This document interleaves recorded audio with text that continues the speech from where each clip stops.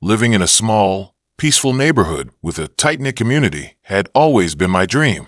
It wasn't too fancy, but it was home. We had a great sense of community. People took care of each other, and the HOA, while a little overbearing at times, kept everything running smoothly. Or, at least that's how it used to be. Enter Karen.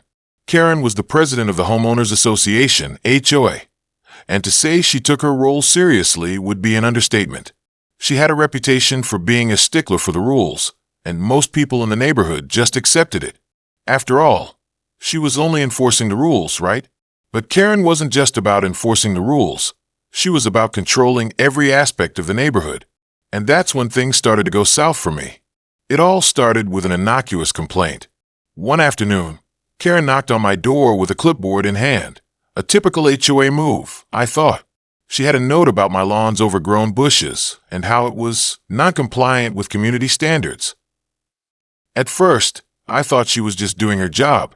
I had no problem trimming my bushes, but I started to notice something wasn't quite right. Karen's demands quickly escalated. The next thing I knew, she was sending me violation notices for the most trivial things. The color of my front door, the size of my mailbox, and even the way I parked my car on my driveway. It felt like a personal attack. No one else in the neighborhood seemed to be getting these notices, and I was getting fed up. Then, one day, Karen came to me with an offer. She wanted me to sell my house.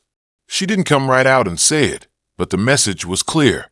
Karen had found a buyer for my home, one she claimed would pay a premium price, and she was advising me that it was a good time to sell. It wasn't the first time she'd mentioned it, but something in her tone made me suspicious. The offer was too convenient, and Karen's insistence felt like more than just a suggestion. "I've spoken to a buyer who's really interested in your property," Karen said one afternoon. "They're offering a really great price. Trust me, you should take it." I was caught off guard.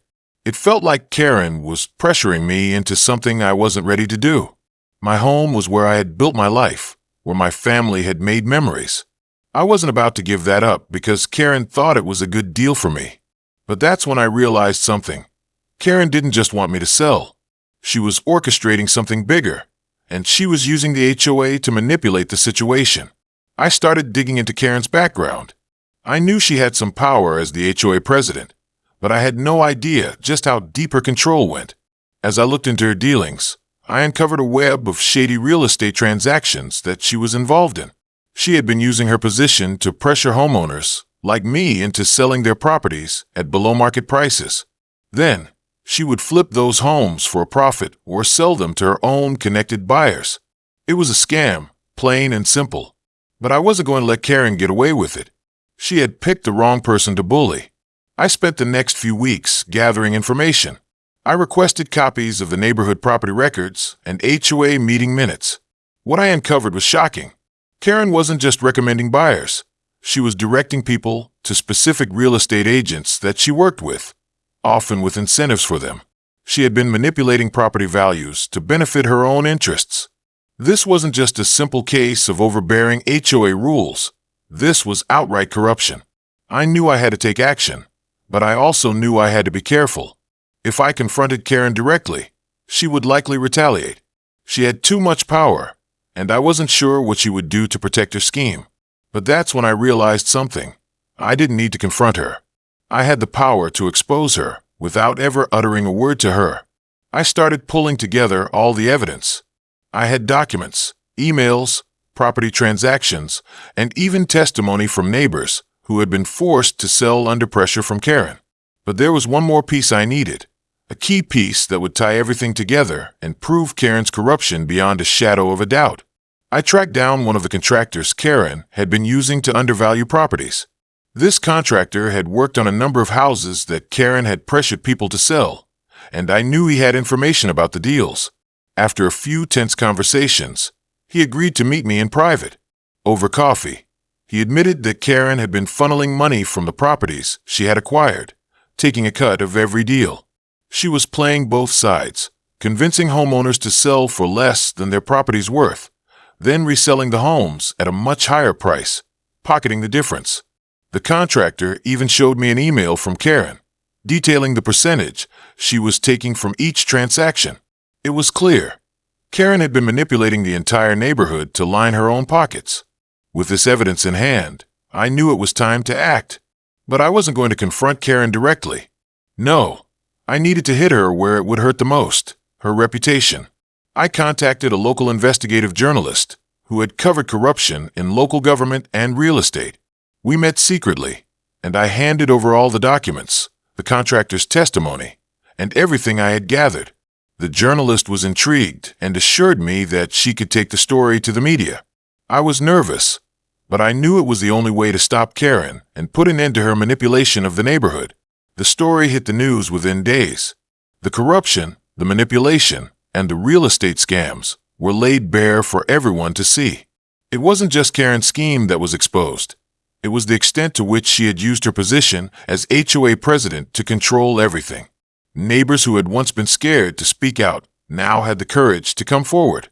They shared their own experiences of how Karen had used threats and intimidation to get them to sell their homes or agree to unnecessary repairs. Karen's reaction was predictable. She tried to deny everything, claiming that the allegations were false and that I had fabricated the evidence. But it was too late. The truth was out, and her empire of deceit was collapsing. Within a week, she was arrested, and the HOA board was dismantled. The neighborhood was finally free from her grip. In the end, Karen's corruption was exposed, and the community was able to rebuild. But for me, it wasn't just about the victory. It was about standing up to someone who had used fear and manipulation to control others. It was about taking back what was rightfully mine, and ensuring that Karen would never have the chance to hurt anyone else again. The fallout from the media coverage of Karen's illegal dealings was swift and brutal. The local news outlets were buzzing with stories about the corruption, the manipulation, and the shady real estate schemes she had orchestrated. It wasn't just a scandal, it was a revelation. Karen's name was all over the papers, her face plastered on television screens, and people who had once been afraid of her were now coming forward, eager to share their experiences. It felt like the world was finally waking up to the reality of what she had done. I had been a part of her plan for so long, without even realizing it. She had used her position to manipulate my life and countless others, pushing people to sell their homes under false pretenses and inflating property prices. But now, the full scope of her actions was being laid bare. Karen had no more secrets, no more power over the people she had exploited. But while it seemed like a victory for the community, I couldn't help but feel a sense of dread creeping in. Karen wasn't going to go down without a fight. Even as the police moved in to seize her assets and freeze her accounts, I knew that she had more tricks up her sleeve. She was a survivor, and she wasn't going to let this defeat define her. Karen had built an empire on lies, and the last thing she would do was walk away quietly. I started receiving calls from concerned neighbors who had been directly affected by Karen's actions. They were relieved that she was being exposed, but they were also scared. They knew how ruthless she could be, how far she was willing to go to protect herself. Everyone was wondering the same thing. What would Karen do next? The answer came sooner than expected. One evening, as I was reviewing some of the new developments with Diana, I received an unexpected visitor at my door. I wasn't expecting anyone, so when I opened the door, I was shocked to see a man standing there with a stern look on his face. He didn't introduce himself, but I could tell right away that he wasn't from the neighborhood. "Are you the one who's been causing all this trouble for Karen?" he asked, his voice cold and threatening. I took a step back, my heart racing. "What are you talking about?" "Don't play dumb. Karen's been in control for a long time, and we're not going to let someone like you come in and ruin everything she's built. You'll regret it." I stood frozen for a moment, trying to process what he was saying. "Who are you?" I demanded, my voice shaking. He didn't answer. Instead, he gave me a cold smile before turning and walking away without another word. I stood there for a long time, trying to make sense of the encounter. It was clear that Karen's reach wasn't over. She still had people working for her, people who were willing to intimidate anyone who stood in her way. I didn't know who this man was or how connected he was to Karen, but one thing was clear. The fight wasn't over. Karen was far from done. The next day, Diana and I met to discuss the situation. We had to assume that Karen still had people working for her, People who were willing to do whatever it took to protect her. It wasn't just about the money anymore. It was about control. Karen had lost her grip on the HOA, but she still had a powerful network of people backing her up. "We need to be careful," Diana said, her expression grave. "If she's got people like this out there, we can't afford to let our guard down. We've exposed her, but she'll try anything to come back." I nodded, feeling the weight of the situation pressing down on me. I had expected a fight, but this was different. Karen wasn't just some disgruntled neighbor anymore. She was a force to be reckoned with, and I couldn't let her take control of the situation again. For the next few weeks, Diana and I worked on securing our position. We contacted the authorities and made sure that the evidence we had gathered would be enough to keep Karen behind bars. But we also knew that Karen wasn't going to sit idly by. She was a survivor, and she would do whatever it took to fight back. As the investigation continued, more and more people came forward with information. Some of Karen's former allies began to crack, revealing just how deep her web of corruption really went. The more we uncovered, the clearer it became that Karen wasn't just using the HOA for personal gain. She was using it to manipulate and control entire communities. She had been orchestrating a scheme to buy up properties, flip them for huge profits, and then use her control of the HOA to manipulate local laws and regulations to her advantage. But with every new revelation came new threats. Karen's associates were becoming more brazen. One evening, Diana and I received an anonymous package in the mail. Inside was a note, scrawled in bold, threatening letters. "Stop digging or else." The fear began to set in, but I refused to back down. Karen had been a menace to the community for far too long, and now that the truth was out, I wasn't going to let her escape the consequences. I had already risked everything to expose her. I couldn't stop now. "We need to make sure we have all the pieces in place," Diana said, her voice determined. "We've got the evidence. Now we need to make sure it's airtight. If we give her any room to wiggle out, she'll use it." We spent the next few days tightening our strategy, ensuring that every piece of evidence was carefully organized and ready for the next phase of the fight. We knew Karen would pull every string she could, but we were ready. This time, she wouldn't get away with it. The next few days felt like we were walking a tightrope. Every step had to be calculated, every move scrutinized. Karen wasn't going to give up easily, and the more we uncovered, the more I realized how deep her roots were in the community. She had power, she had allies, and she had a way of making people fear her. But we had something she didn't, the truth, and that truth was becoming clearer every day. The authorities were on her trail, but Karen's connections were vast. I knew she was planning her next move, and I had to be ready for whatever she threw at us. One evening, I got a call that I wasn't expecting. It was from one of Karen's former associates, a man named Charlie. He had been working with her for years, but had recently fallen out of favor. I had heard whispers that he might have had second thoughts about the whole operation, but I wasn't sure if he could be trusted. Still, this was an opportunity one couldn't ignore. "I need to talk," Charlie said, his voice frantic. "Karen's got something planned. She's trying to take you down, and she's using everything she's got." I was skeptical at first, unsure whether I should believe him, but there was something in his voice that convinced me he was serious. "I don't know what she's told you, but I know what she's capable of," Charlie continued. "She's got people working behind the scenes, pulling strings to protect herself. She's even trying to make sure your case gets dismissed. I'm not safe anymore, but I want to help you." I told him to meet me at a local cafe, away from prying eyes. When he showed up, he looked like a man who had been through a storm. His face was gaunt, his eyes wide with fear. "Karen's desperate," he said, sliding into the seat across from me. "She's been making deals with people in high places, using her influence to cover her tracks. But there's something she didn't count on. There's a bigger fish than her, someone she's been working with who's about to turn on her." I leaned in, listening intently. "Who?" Charlie hesitated before answering. "It's a politician, someone who helped Karen cover up the mess she's made. He's getting nervous. If he gets caught in all this, he's done for. He's already talking about cutting ties with her, and he might be willing to cooperate with the authorities if it means saving his own skin." This was a breakthrough. If we could get this politician to flip on Karen, we could take down the entire operation. But it wasn't going to be easy. The stakes were higher than ever, and Karen's network was more dangerous than I had realized. "We need to find him," I said, my voice steady despite the adrenaline pumping through my veins. "If we can get him on our side, we can end this once and for all." Charlie agreed, but he warned me that it wouldn't be simple. Karen had eyes everywhere, and she had likely placed people in key positions to ensure that no one would turn on her. But we had a lead, and that was all I needed to move forward. Over the next few days, I worked with Charlie to track down the politician. We followed the breadcrumbs, looking for any signs that he was backing away from Karen's operation. Every piece of the puzzle we uncovered revealed more about the extent of her manipulation and deceit.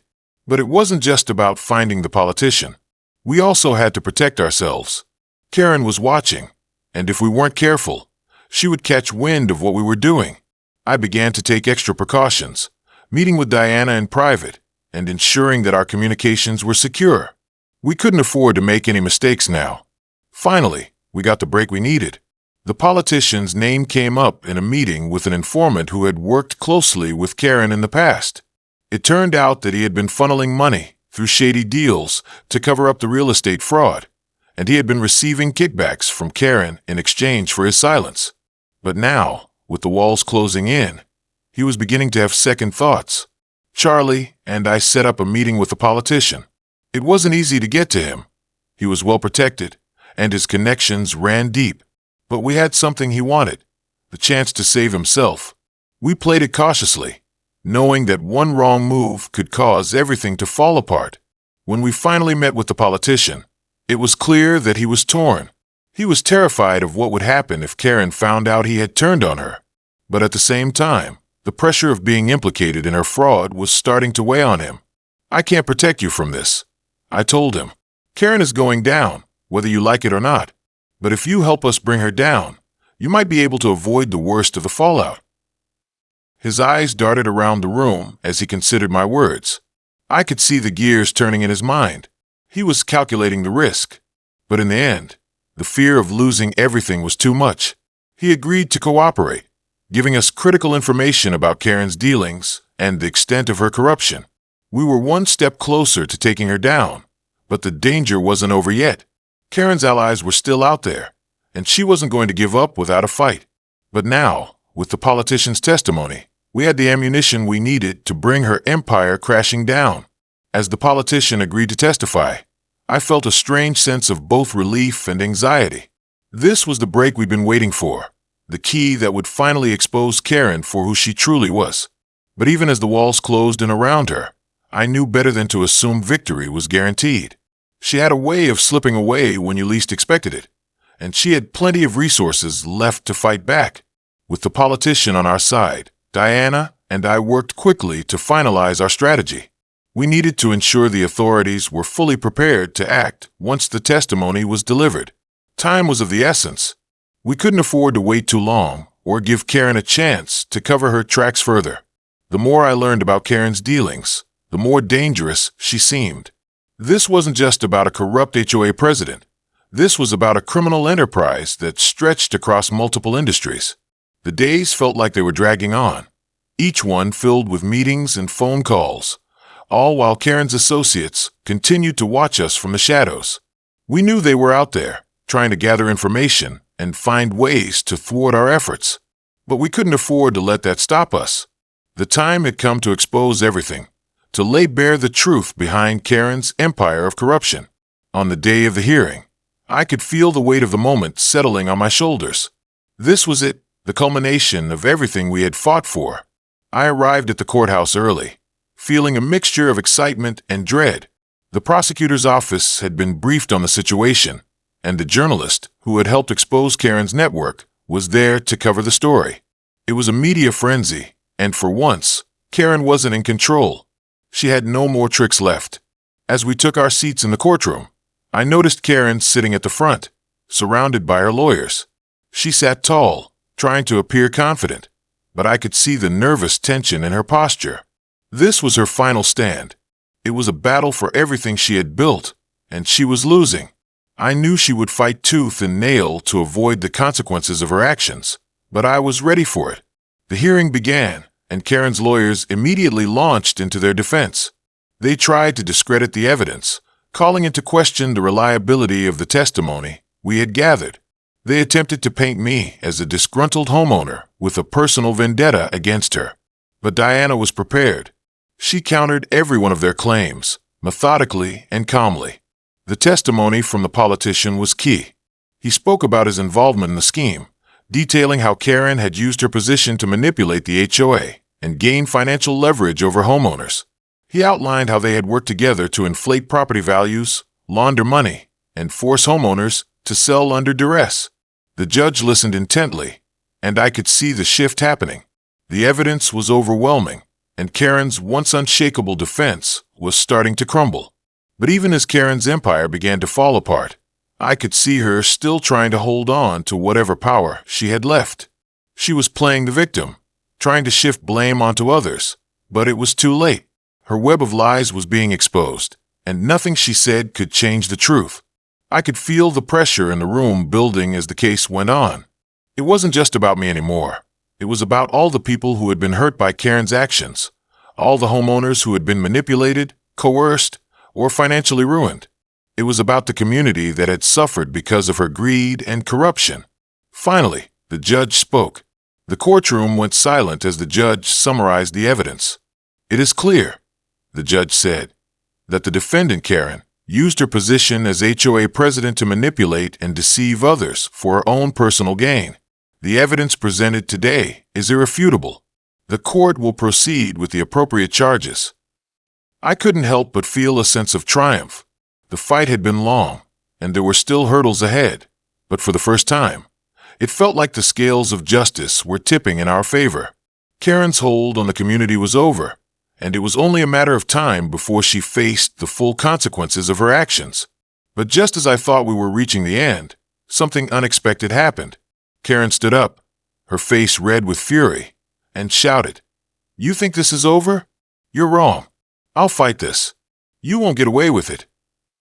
Her outburst only solidified her guilt in the eyes of everyone in the courtroom. The truth had come to light, and now there was no denying it.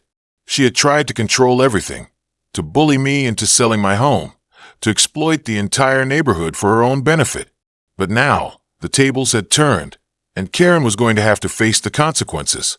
The prosecutor called for a brief recess, and as the room emptied out, I felt a sense of relief wash over me. This wasn't the end yet, but it was the beginning of the end for Karen's reign of terror. We had exposed her for who she truly was, and now, the law would take care of the rest. As the court recessed, the tension in the air was palpable. I stayed seated, watching Karen, who was now standing near her lawyers, seething with anger. Her face was flushed, her jaw clenched. She hadn't expected this. She had always been in control, always the one pulling the strings. Now, the strings were unraveling, and she was losing her grip. Diana caught my eye across the room and gave me a small, reassuring nod. It wasn't over yet, but we were closer than ever to seeing justice served.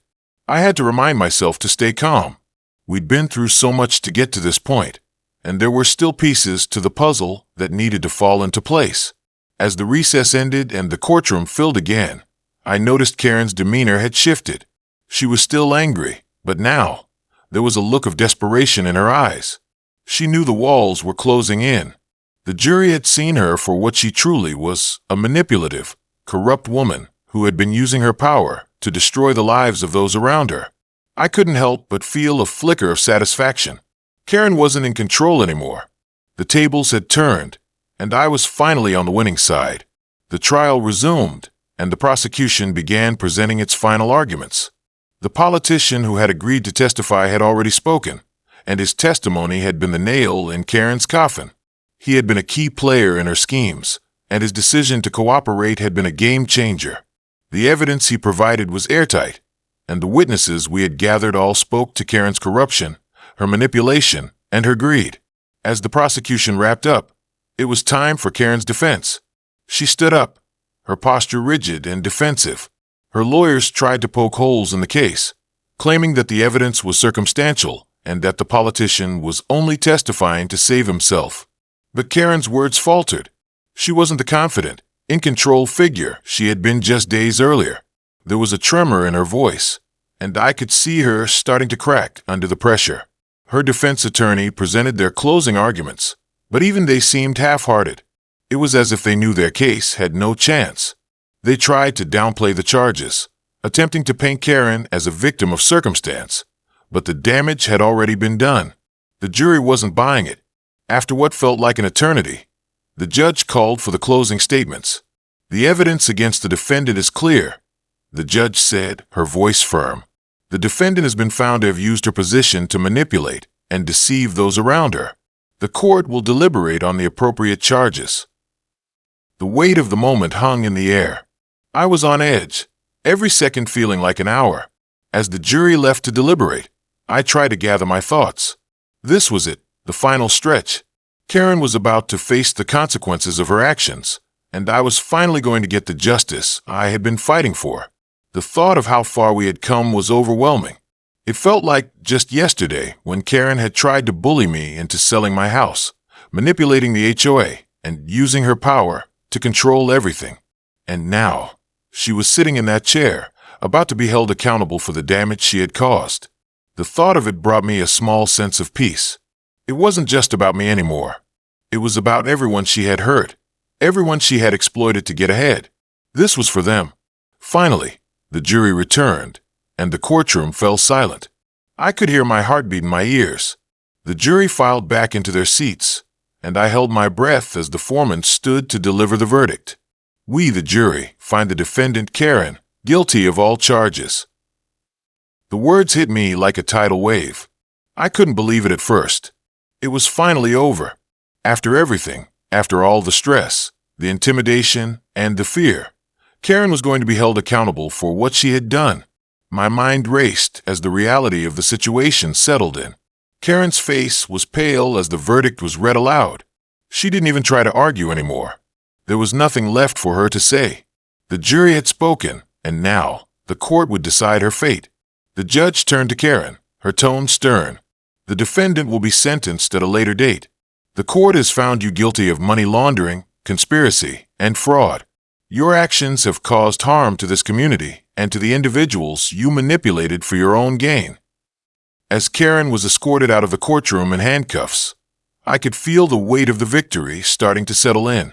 It was over. The woman who had caused so much pain, so much harm, was finally being held accountable. But I knew that the real work was just beginning. The community still had to heal, and the damage Karen had done would take time to undo. In the weeks that followed, the community started to rebuild. People who had been too afraid to speak out began to come forward, sharing their stories of how Karen had manipulated them, how she had used her position to bully them into submission. The neighborhood, which had once been divided and controlled by fear, began to unite. People who had been afraid to stand up for themselves found the courage to speak out. It wasn't just about me getting my house back or exposing Karen's corruption. It was about taking back control of the community, of reclaiming what had been stolen from all of us. And though Karen's reign was over, I knew the fight for justice wasn't finished. The fight for a community where people could live without fear of being bullied or manipulated was just beginning. But at least now, we had a fighting chance. The aftermath of the trial left the neighborhood buzzing with a mix of relief and disbelief. Karen, once a powerful figure in the community, was now facing the consequences of her actions. But for me, the real battle wasn't over yet. While Karen's arrest was a victory, there were still questions left unanswered, and the impact of her manipulation wasn't going to disappear overnight. As the weeks passed, I started receiving phone calls from more of Karen's former allies, many of whom were nervous about their own involvement. Some were apologetic, others were more guarded. But the one thing they all had in common was their fear of what Karen might do next. They had seen the way she operated, how she used intimidation and deceit to control everything, and they knew that if she was released, she wouldn't hesitate to retaliate. I spent a lot of time talking to these individuals, trying to piece together the full extent of Karen's network. It became clear that she hadn't acted alone. Karen had surrounded herself with people who were willing to do whatever it took to keep her in power. There were still those out there who had benefited from her schemes and who would stop at nothing to protect themselves. But I wasn't going to let that stop me. I knew that if I wanted to ensure that Karen's reign was truly over, I had to keep pushing forward.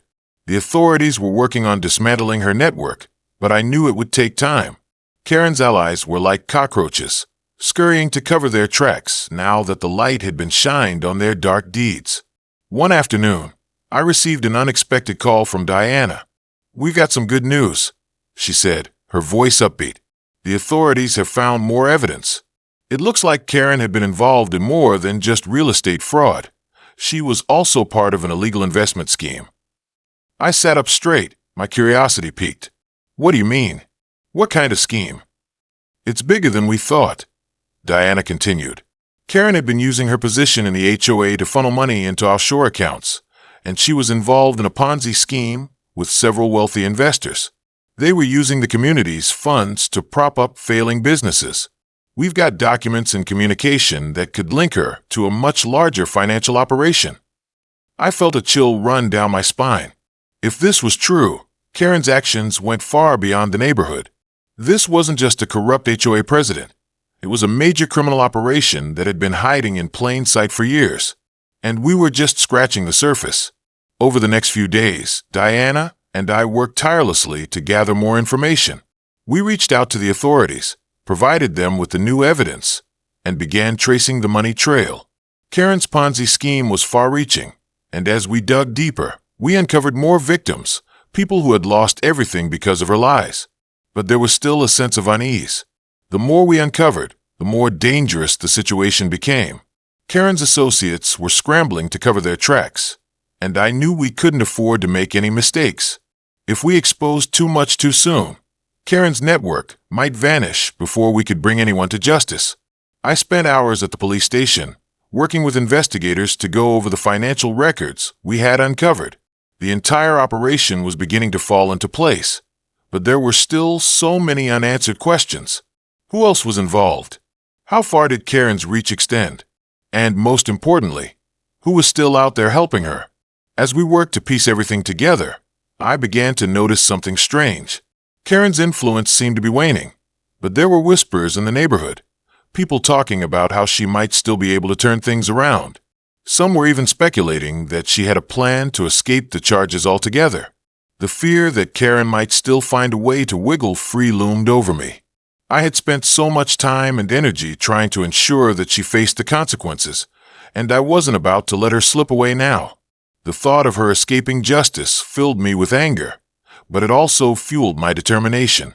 I had come too far, and I wasn't going to stop until Karen was held accountable for everything she had done. One evening, as I sat down to review the case files, I received another unexpected call. This time, it was from an anonymous source. The voice on the other end was distorted, and I could barely make out the words. But the message was clear. Karen is planning to flee. If you want to stop her, you have to act fast. I felt a rush of panic. Was Karen really planning to skip town? I couldn't let that happen. Not after everything we had uncovered. But as I hung up the phone, a sinking feeling settled in my stomach. If Karen had indeed made plans to flee, it meant we had little time to stop her. I immediately called Diana and explained the situation. She didn't hesitate.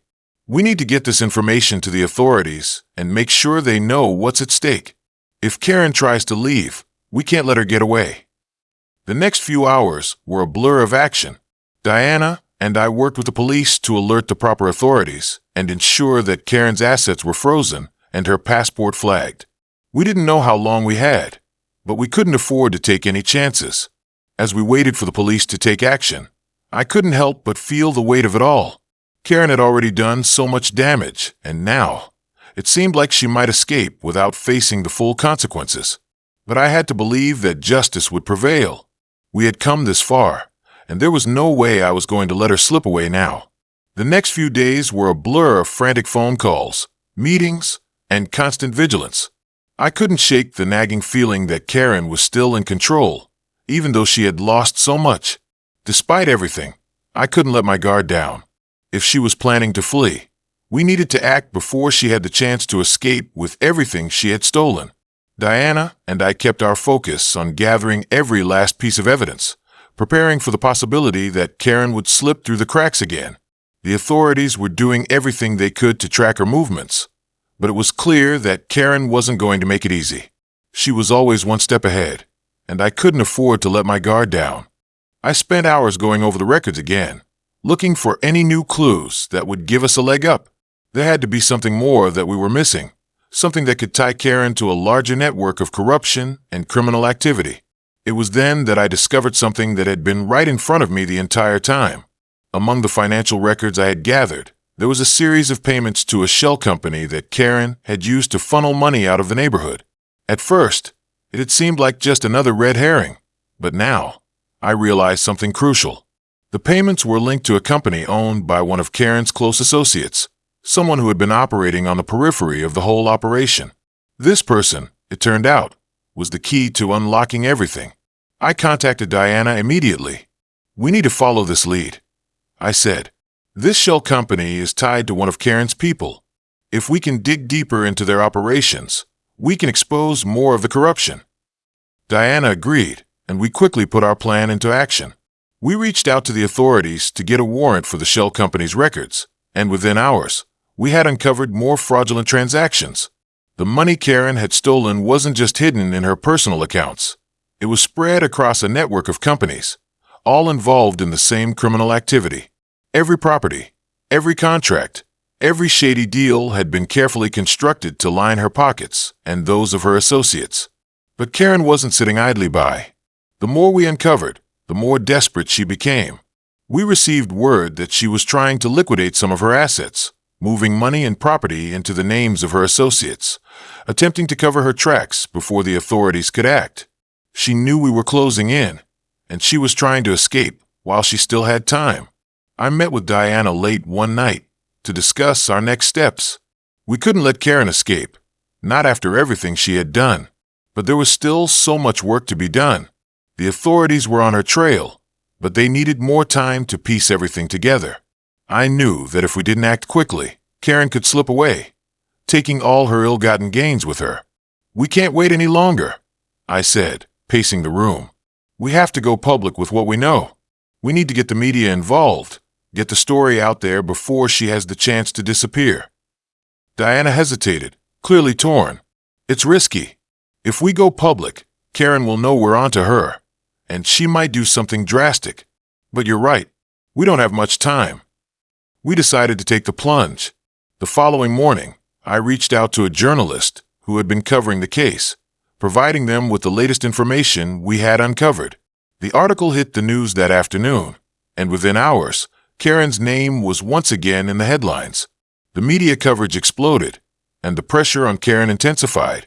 People who had once been afraid of her began to speak out, sharing their own stories of how Karen had manipulated them, bullied them, and profited from their misfortunes. As the media storm raged, Karen went into hiding. We had managed to force her into the open, but now she was playing the victim, claiming she was being unfairly targeted. But no amount of denial could erase the mountain of evidence we had stacked against her. The authorities were closing in, and I could feel the final pieces of her empire beginning to fall apart. But just as I thought Karen's reign of terror was over, another unexpected twist came our way. I received an anonymous tip-off about an offshore account linked to Karen's operation. The account was tied to a company that had been used to launder money through a network of shell companies. If we could get access to it, we would have a direct link to the mastermind behind Karen's entire operation, the true puppet master who had been pulling the strings behind the scenes. It was a gamble, but I knew we had to take it.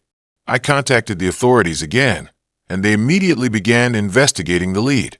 The more we uncovered, the clearer it became that Karen wasn't the only one involved in this scheme. There were other people out there, powerful people, who had been using Karen to further their own illegal agendas. The web of corruption was even bigger than I had imagined, and the more we dug, the deeper we were drawn into the underbelly of Karen's world. As the investigation moved forward, Karen's associates began to crack under the pressure. One by one, they came forward with information, pointing the finger at Karen and revealing the extent of her network. It was like watching a house of cards fall apart, and I couldn't help but feel a sense of satisfaction as each new piece of the puzzle fell into place. But even as Karen's empire crumbled, I knew we weren't out of the woods yet. There were still so many unanswered questions. Who was behind the shell companies? Who had been enabling Karen's fraud? And how far did the corruption go? We weren't just dealing with the corrupt HOA president anymore. We were dealing with an entire system of corruption that had been built on lies and manipulation. The investigation was reaching a fever pitch. With each new revelation, the magnitude of Karen's criminal empire grew more apparent. What had once seemed like a localized issue within the HOA had turned into a sprawling network of corruption that stretched beyond real estate and into other, even more insidious territories. The deeper we dug, the more we realized how far-reaching her influence was. It wasn't just about property manipulation anymore. It was about power, control, and the greed that drove Karen to exploit everything around her. The authorities were now investigating not just Karen, but also her associates. They were piecing together how she had been able to manipulate so many people and institutions to get away with her schemes for so long. What struck me the most was how many people had enabled her. Some did so out of fear, while others were simply in it for the money. But no one, it seemed, had ever thought to question her actions, until now. I spent sleepless nights going over the financial documents and digging through the offshore accounts that were being traced back to her. The more I looked, the more disgusted I became. Karen had used every dirty trick in the book to enrich herself. She had forged documents, pressured people into signing contracts they didn't understand, and used her position to launder money through a maze of shell companies. There was no telling how many lives she had ruined in the process. Diana and I continued to work closely with the authorities, providing them with every piece of evidence we had. Each new discovery added another layer to the case, and we were getting closer to unraveling the full extent of her operation. But with each step, the stakes grew higher. The people Karen had been working with weren't just corrupt businessmen and politicians. Some were dangerous individuals with connections to even darker parts of the world. We had to be careful. As much as I wanted to see Karen pay for what she had done, I knew that exposing her could unleash a storm. There were people out there who would stop at nothing to protect their interests. And Karen had played the game for so long that she had likely prepared herself for this moment. We had to tread carefully, not just to avoid losing our case, but to protect ourselves from whatever retaliation Karen might have planned. One night, after another exhausting day of meetings and phone calls, Diana and I sat down to review the evidence one last time before the final hearing. We were close, so close to bringing Karen down once and for all. But there were still moments when doubt crept in. What if Karen had one final ace up her sleeve? What if she had another plan to escape the charges and avoid justice? "We can't afford to be complacent," Diana said, her tone sharp.